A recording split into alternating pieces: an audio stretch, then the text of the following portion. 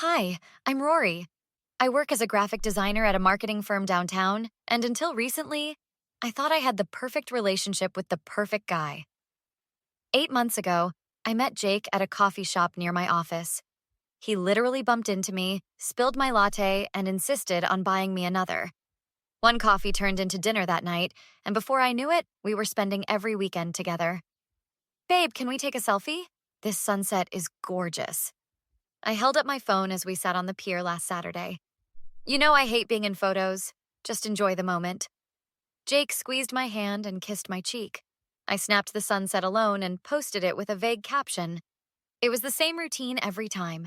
8 months together, and not a single photo of us existed on either of our social media accounts. You don't think it's weird? I asked my best friend Vanessa over brunch on Sunday. We've been together for 8 months, and he refuses to be in any pictures with me. Girl, that's not just weird, that's a red flag the size of Texas. Vanessa dipped her toast in egg yolk. Have you met his friends? His family? I've met his roommate once. He's always got an excuse about his family living out of state. And you've never been to a work thing with him? I shook my head. He says he likes to keep his work and personal life separate. Plus, he's really big on privacy. Privacy or secrecy?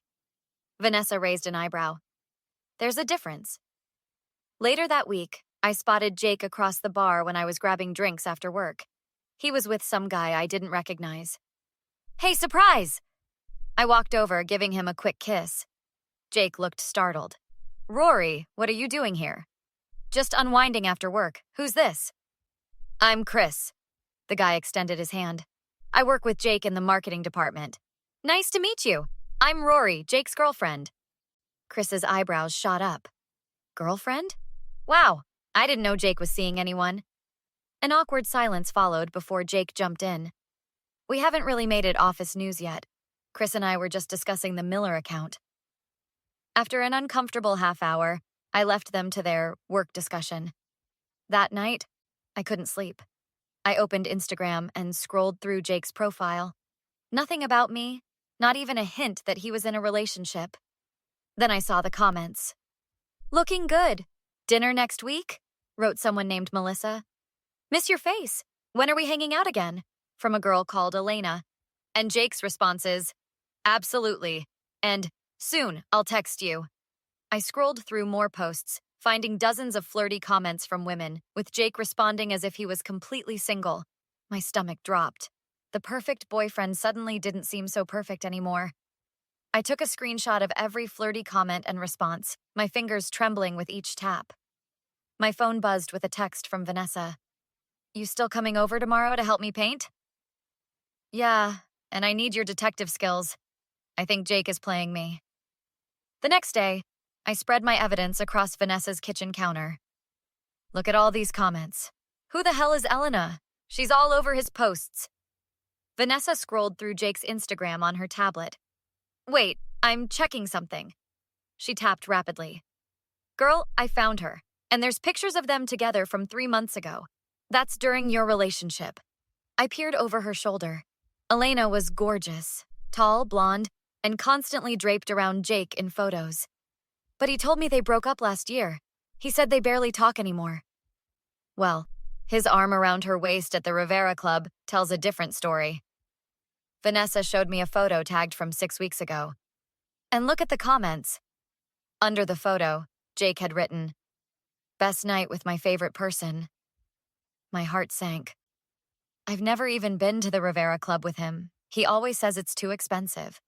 Girl, you need to make a Finsta account. Let's see what else he's hiding. Using Vanessa's old phone, we created a fake profile and followed Jake's friends.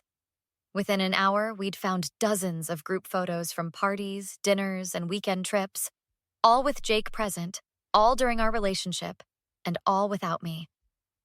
He told me he was visiting his sick aunt that weekend. I pointed at a beach photo from last month. Your boyfriend doesn't have a sick aunt. He has a sick mind. I confronted Jake that night at his apartment. Who's Elena? His expression flickered before settling into casual confusion. My ex? What about her? You were with her at Rivera Club 6 weeks ago. That. It was just a group thing. Some work friends were going and she happened to be there. With your arm around her waist? And calling her your favorite person? You're really checking up on me? That's pretty controlling, don't you think?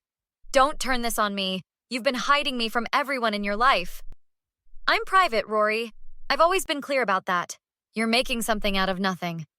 By the time I left, I was somehow apologizing to him. The next day, Chris from Jake's office messaged me on LinkedIn. Hey, weird question. Are you really Jake's girlfriend? We met for coffee during lunch. Look, I don't usually get involved in coworkers' personal lives, but something felt off. Jake's been working his ass off for this promotion to senior brand manager. Our boss, Marcus, is big on character and relationship stability. So he's pretending to be settled down for a promotion? Possibly. But he's also been bringing Elena to office happy hours, introducing her as his girlfriend. My coffee cup froze halfway to my mouth. What? Chris looked uncomfortable. Last Friday, they were all over each other. He said they'd been together for 2 years. That night, Jake texted he was working late on the Miller campaign. On a hunch, I drove past the Rivera Club.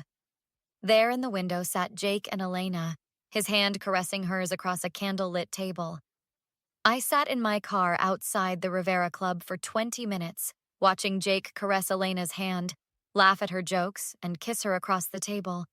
The same kiss he'd given me that morning before heading to work. I drove straight to Vanessa's apartment, barely able to see through my tears. That two-timing snake!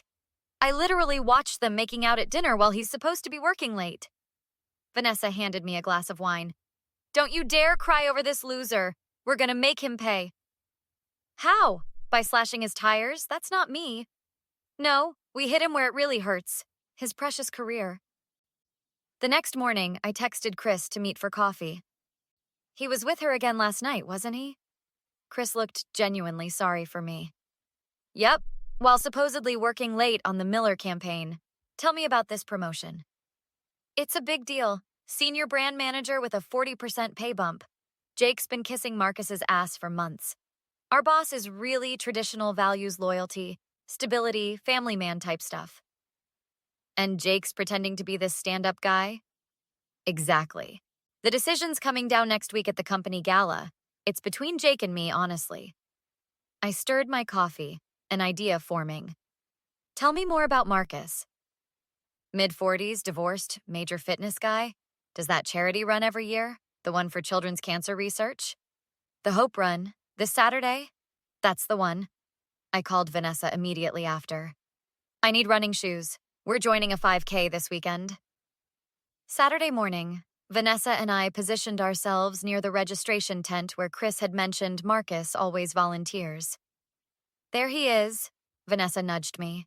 The guy in the blue volunteer shirt checking people in. I deliberately fumbled my registration form, scattering papers right in front of Marcus. I'm so sorry. First-time runner, totally nervous. Marcus smiled, helping gather my papers. No problem at all. First race jitters are real. Terrified might be more accurate. I'm Rory, by the way. Marcus, don't worry, I'll look for you at the finish line with a water bottle.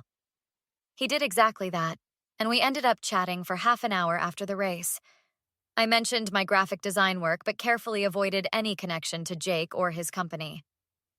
We're actually looking for freelance design help with our charity newsletter, Marcus said. Would you be interested? I exchanged numbers with Marcus, and by Monday, I had a small contract job, redesigning the run's thank you materials. Meanwhile, Jake grew increasingly hard to reach. Can't make dinner tonight, swamped at work. Rain check on the movie? Big presentation tomorrow? Each excuse was followed by social media evidence of him with Elena, tagged by friends at bars, restaurants, even a weekend trip to the beach. I kept things casual with Jake while building my friendship with Marcus, who was surprisingly fun to be around.